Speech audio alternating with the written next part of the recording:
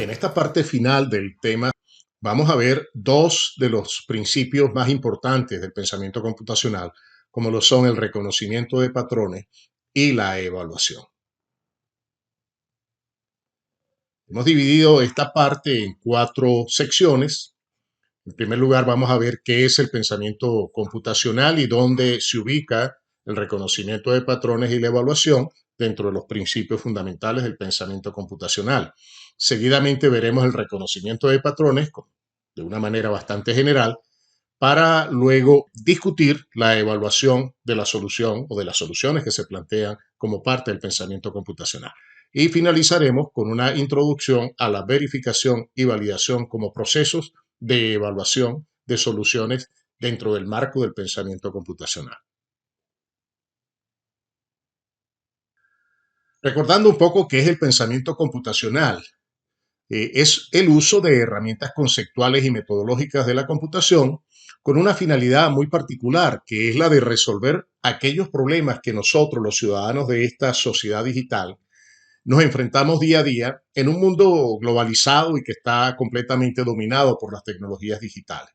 Se trata entonces de darle solución a problemas cotidianos aplicando los métodos, técnicas, principios, herramientas que usamos normalmente los computistas para resolver nuestros problemas particulares.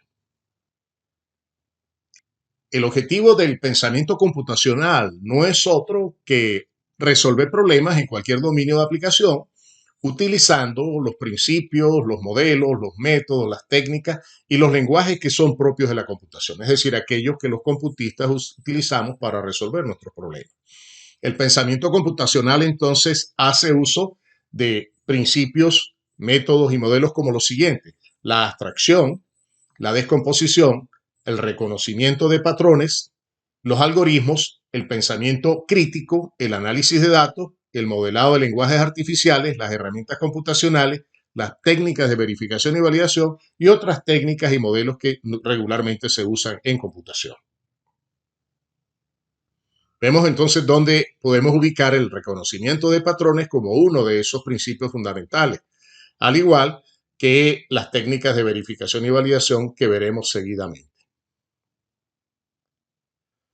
¿Dónde se ubica el reconocimiento de patrones y la evaluación? Se ubica como parte de los 5 principios fundamentales o ejes que conforman el pensamiento computacional, que junto a la abstracción, la descomposición y los algoritmos forman el núcleo del pensamiento computacional. El reconocimiento de patrones, como recordarán, consiste en reconocer regularidades en problemas que son mucho más sencillos y cuyas soluciones luego se pueden aplicar a otros problemas similares. La evaluación, por su parte, consiste en asegurar que la solución que nosotros le estamos dando a un determinado problema es correcta y es buena, y va a consistir entonces en verificar y validar esa solución de la misma manera como nosotros aplicamos la verificación y la validación en ingeniería del software. ¿Qué hace el pensador computacional para resolver problemas y dónde se ubican el reconocimiento de patrones y la evaluación? Si vemos esta gráfica que ilustra bastante bien qué hace el pensador computacional, pues vemos que además de abstraer el problema, descomponer el problema, recolectar datos y analizarlo, encuentra patrones en los datos que ha encontrado. Y por otro lado, a partir de esos patrones, puede construir modelos que representen o simulen la solución y desarrollar algoritmos para resolver el problema. Y por supuesto, al finalizar, de darle solución algorítmica al problema, pues entonces experimenta, evalúa y prueba la solución para asegurarse que esa solución realmente resuelve el problema. En otras palabras, es efectiva y por supuesto también es eficiente. Veamos entonces qué es el reconocimiento de patrones, cuáles son los principios fundamentales que caracterizan al reconocimiento de patrones como componente central del pensamiento computacional. Es importante ver primero qué es un patrón. Antes de definir el reconocimiento de patrones es necesario que tengamos claro la noción de patrón. Un patrón es un conjunto de datos u objetos de cualquier naturaleza que tiene las siguientes características. Esos datos u objetos comparten regularidades o similitudes, es decir, tienen aspectos comunes entre ellos. Por otro lado, los datos se repiten continuamente dentro de ese conjunto de datos dentro del cual ocurre el patrón. Son observables, o sea, los podemos observar de diversas maneras, directamente o a través de su manifestación abstracta, como es la información. Y pueden estar sujetos a ruido o distorsiones. Es decir, en muchos casos, los datos que forman parte de ese conjunto pueden estar distorsionados y pueden afectar un poco el reconocimiento del patrón. Bueno, un típico patrón que muestra cómo el conjunto de datos se repite es este que mostramos aquí, un patrón numérico. Pasamos el número 4 al 10, al 18, al 28 y entonces identificamos cuál es el siguiente elemento a partir de la estructura que se repite dentro de los datos indicados dentro de este patrón. El patrón de señales también es típico, es donde ocurren la mayor cantidad de distorsiones. O sea, pueden haber algunas distorsiones que hacen que el patrón pierda su regularidad. También están los patrones de colores, donde vemos cómo se repiten en distintas figuras geométricas un determinado patrón. Pero todos ellos constituyen ejemplos de patrones. Veamos ahora qué es entonces el reconocimiento de patrones. Se define como el proceso de reconocer patrones mediante el uso de algoritmos de aprendizaje de máquina. Y puede definirse como la clasificación de datos basado en el conocimiento que hemos adquirido o en la información estadística extraída de los patrones y o de su representación. En estas figuras vemos cómo un conjunto de datos tienden a mostrar una regularidad, una determinada regularidad. El objetivo del reconocimiento de patrones es entonces ubicar unos datos de entrada dentro de una determinada regularidad de estos datos, es decir, ver cómo esos datos se van a clasificar dentro de un determinado conjunto. Podemos ver, por ejemplo, cómo datos dentro de estas figuras, estos diagramas XY, tienden a agruparse. En este conjunto, los datos de color azul muestran un agrupamiento muy particular que lo diferencia de los datos que hemos identificado con el color rojo. Reconocimiento de patrones, entonces, es el proceso de distinguir y segmentar datos de acuerdo a un conjunto de criterios o mediante elementos comunes, lo cual se ejecuta por medio de algoritmos especiales. Otra definición del reconocimiento de patrones tiene que ver con el descubrimiento automático de regularidades en datos a través de algoritmos computacionales y con el uso de esas regularidades para tomar acciones tales como la clasificación de datos en diferentes categorías. Pero ¿qué tienen en común estas definiciones que acabamos de analizar?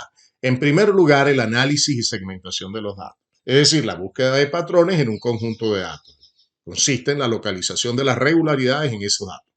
En segundo lugar, la clasificación de los datos, es decir, partiendo del análisis anterior, determinar la clase o categoría de datos que ingresan al algoritmo para ver su ubicación dentro de las distintas categorías o segmentación de los datos que hemos encontrado a través del análisis anterior. Y finalmente, el uso de algoritmos computacionales para analizar, segmentar y clasificar los datos. Es también una técnica de inteligencia artificial cuyo objetivo es la clasificación. Es decir, dado un conjunto de datos de entrada, analizar el objeto para determinar cuál es su clase o categoría. El objeto puede ser un texto, una imagen, un sonido, una señal, un video o cualquier otro tipo de información digital. En esta figura podemos reconocer la clase de un objeto.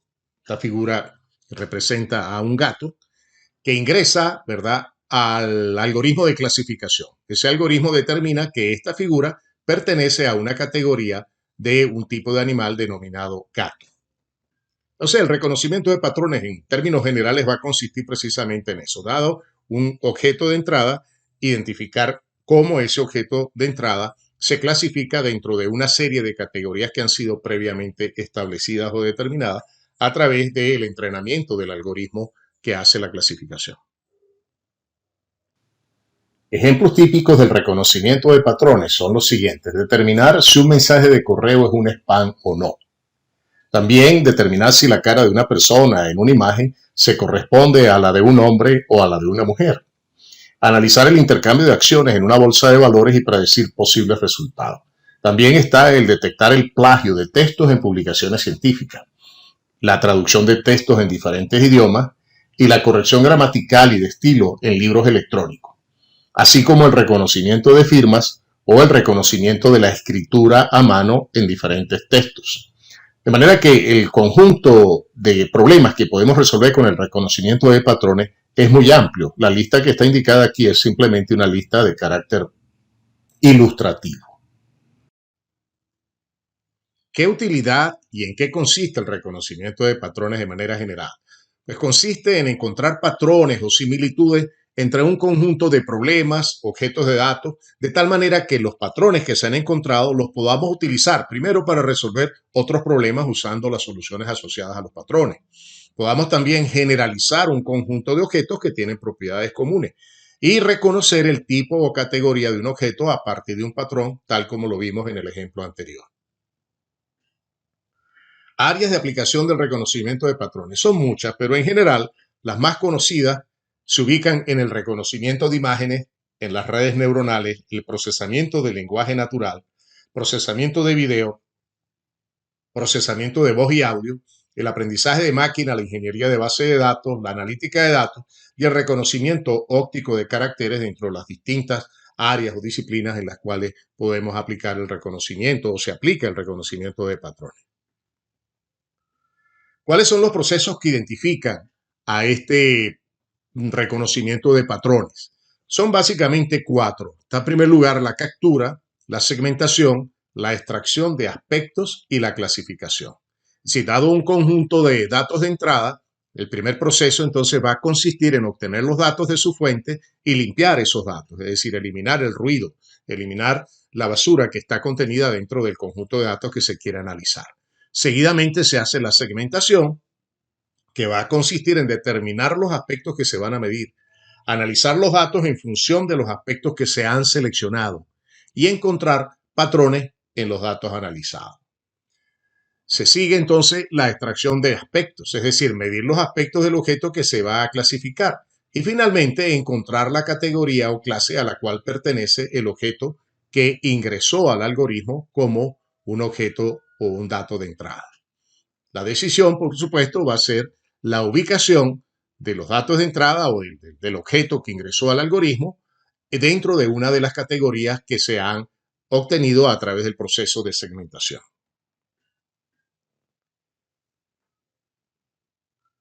Dos conceptos que son de particular importancia para el reconocimiento de patrones es el vector de aspectos y el espacio de aspectos. Los aspectos son aquellas propiedades o aquellos atributos que tienen los objetos y que los vamos a utilizar para reconocerlos o clasificarlos. Recordemos que todo objeto tiene un conjunto de propiedades. Nosotros para hacer la clasificación necesitamos seleccionar un determinado conjunto de aspectos o propiedades que son los que vamos a usar para la clasificación. El conjunto de aspectos usados en reconocimiento de patrones se denomina vector de aspectos. Entonces, el número de aspectos que se seleccionan determina la dimensionalidad del vector de aspectos. O sea, por ejemplo, la dimensión de un vector de aspectos igual a 1 indica que estamos usando una sola propiedad, un solo aspecto para llevar a cabo la clasificación. Si la dimensión del vector es 2, estamos usando dos aspectos o dos propiedades y así sucesivamente. En este ejemplo vemos que el vector de aspectos tiene D aspectos, es decir, un número determinado de propiedades que hemos utilizado o que vamos a utilizar para poder llevar a cabo la clasificación. Y si lo vemos en términos del espacio, si hay tres aspectos, pues tendríamos entonces un espacio de aspectos tridimensional. Si tenemos un solo aspecto, sería unidimensional, y si tuviésemos dos aspectos o propiedades, sería un espacio bidimensional. Un ejemplo típico de reconocimiento de patrones es la clasificación del tipo de pescado, que consiste en determinar el tipo de un pescado en función de dos aspectos fundamentales, el grosor y el peso del pescado. Los dos tipos de pescado que queremos reconocer son el salmón y la lubina, y el vector de aspectos estaría formado por dos aspectos, el grosor y el peso que tiene el pescado. Luego de analizar todo un conjunto de datos, vemos que se puede construir el espacio de aspectos, que es de dos dimensiones, bidimensional, y vemos cuando asociamos el peso y el grosor a cada una de las unidades o a cada uno de los elementos que forman parte de los datos que ingresan al clasificador, pues vemos que el salmón tiende a agruparse, ¿verdad? Con un peso bajo, un peso relativamente bajo, comparado con el peso que tiene la lubina. Entonces, la lubina tiene un peso ligeramente mayor que el salmón. Vemos entonces, estas serían las mediciones, cada una de las mediciones de los datos que van ingresando, y en la medida que el clasificador va ejercitándose, es decir, vamos entrenando al clasificador, podemos ir viendo cómo el pescado, el salmón y la lubina tienden a diferenciarse y podemos construir entonces una función discriminante que nos permite en un futuro clasificar un dato de entrada, es decir, los datos asociados a un pescado y determinar si ese pescado es un salmón o una lubina. Características que tienen las funciones discriminantes. Pueden haber buenos y malos aspectos. Por ejemplo, en este caso tenemos buenos aspectos o buenas propiedades porque se permite construir la función discriminante con relativa facilidad. Pero también podemos tener malos aspectos que no permiten una clasificación de los datos de entrada en función de los datos que ya se han recolectado previamente. Propiedades que tienen los aspectos, o sea, las propiedades que podemos extraer de ellos. Está la separabilidad lineal, que permite separar dos aspectos o por los objetos en función de dos aspectos diferentes con bastante claridad a través de una función lineal. Puede haber también una separabilidad no lineal, donde la función discriminante está formada por una curva, o puede haber una multimodal, donde hay diferentes maneras de poder clasificar los objetos, que no es ni la lineal ni la no lineal, sino multimodal. Y por último está la propiedad de los aspectos altamente correlacionados, que permite una clasificación rápida de los objetos de entrada. El clasificador, que es el algoritmo fundamental de un sistema de reconocimiento de patrones, divide el espacio n-dimensional de aspectos en un conjunto de particiones denominadas regiones. Ese vector está formado entonces por un conjunto de regiones cuya intersección es un conjunto vacío. Por lo tanto, particiones, como lo podemos ver en estas dos láminas. Hay una partición en tres conjuntos diferentes, X1, X2, X3, y aquí vemos una partición diferente de manera irregular. Cada región está separada entonces por linderos o bordes que se llaman los límites de decisión y son los que nos permiten determinar si un objeto pertenece a una región o a otra. La clasificación entonces es un subproceso de reconocimiento de patrones que se va a encargar de determinar en qué región se ubica el vector de aspectos de un determinado objeto de entrada al algoritmo. Esto equivale a decir determinar la clase o categoría del objeto que está representada por una región en el espacio de aspectos. Veamos seguidamente los procesos de evaluación. ¿En qué consiste la evaluación como un principio fundamental del pensamiento computacional? Una vez que nosotros hemos diseñado e implementado una solución a un problema que queremos resolver de manera computacional, se hace necesario evaluar esa solución. La evaluación es entonces el proceso computacional que nos asegura que la solución que nosotros hemos diseñado y construido resuelve efectiva y eficientemente el problema. ¿Qué es y en qué consiste la evaluación? La evaluación de una solución va a consistir en preguntarnos si dicha solución se entiende fácilmente. Es decir, podemos entender en qué consiste la solución al problema. Si la solución es completa, es decir, resuelve el problema en su totalidad. Si la solución es efectiva, es decir, cumple con los objetivos que se han establecido previamente para resolver el problema. Y si es eficiente, es decir, resuelve el problema con un mínimo de recursos. Y finalmente, muy importante es si esa solución cumple con los requisitos o los requerimientos que se le han impuesto a la solución del problema.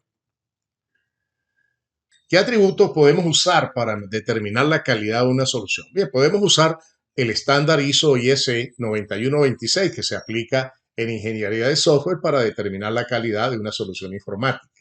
Los atributos que miden la calidad de acuerdo a este estándar son la funcionalidad, la fiabilidad, la usabilidad, la eficiencia, la mantenibilidad y la portabilidad de la solución.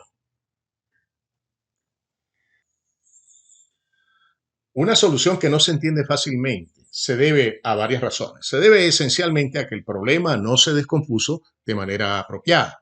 Por ejemplo, la descomposición del problema tiene demasiados niveles de profundidad, como lo podemos ver en esta lámina, un número excesivo de niveles de profundidad.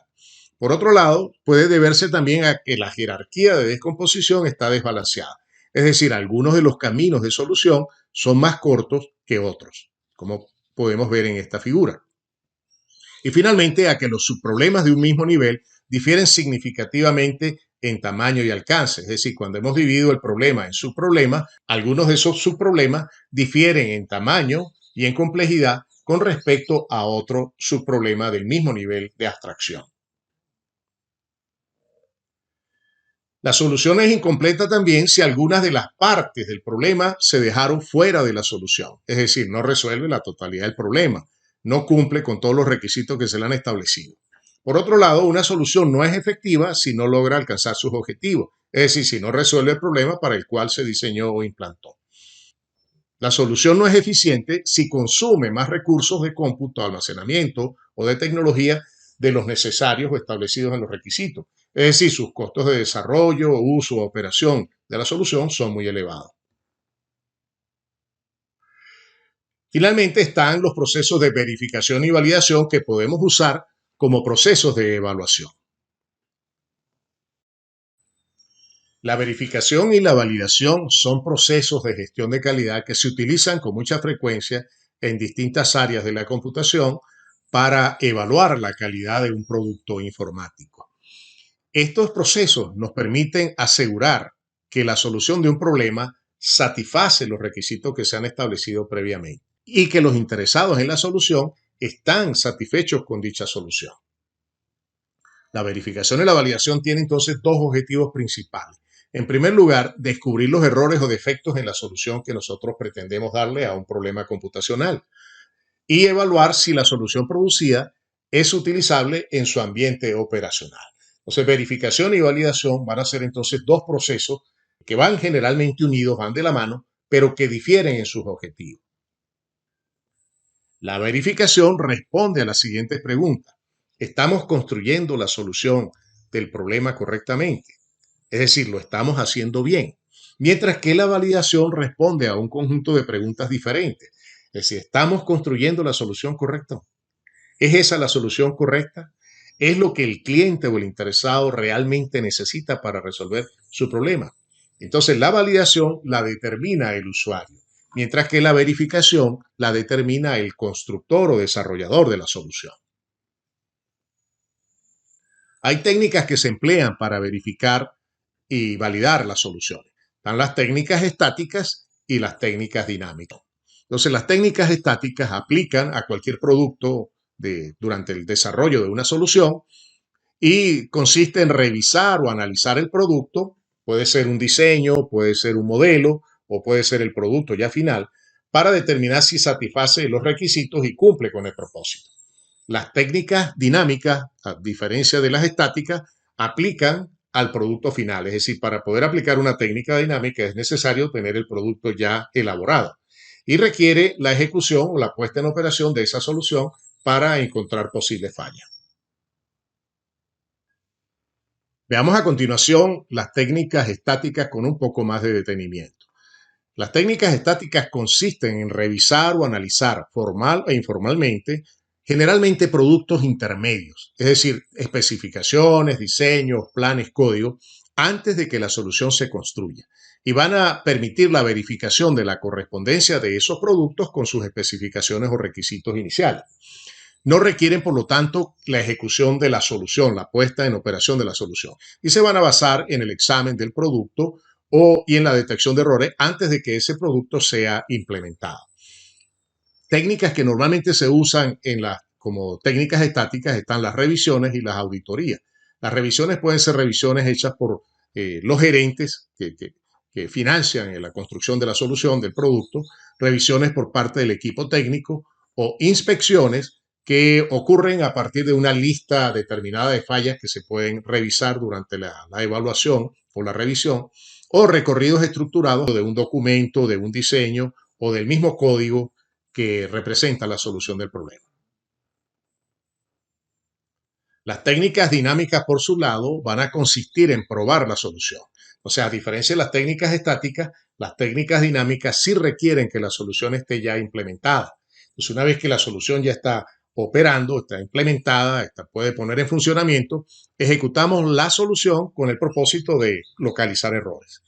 Estas técnicas estáticas demuestran que la solución que se produjo es operacionalmente útil y están orientadas a detectar y corregir fallas en los distintos componentes de la solución, es decir, fallas en los algoritmos, en la implementación o los distintos elementos que conforman la solución a un problema que hemos tratado de resolver a través del pensamiento computacional. Tipos de técnicas que se aplican para la evaluación dinámica de una solución, es decir, para la verificación y validación dinámica. Están las pruebas, según el alcance, pueden ser pruebas de unidad o pruebas de componentes de la solución, las pruebas de integración de los componentes o las pruebas ya de todo el sistema integrado, ensamblado. Pueden haber también pruebas de acuerdo al objetivo, pruebas funcionales para ver si la solución satisface las funciones establecidas como requisito, pruebas de rendimiento, de utilidad, de estrés, de regresión, etc. Ya para finalizar este tema, vamos a ver un ejemplo de un proceso de verificación y validación ampliamente utilizado en ingeniería del software para determinar y medir la calidad de un producto de software utilizando la técnica de revisión.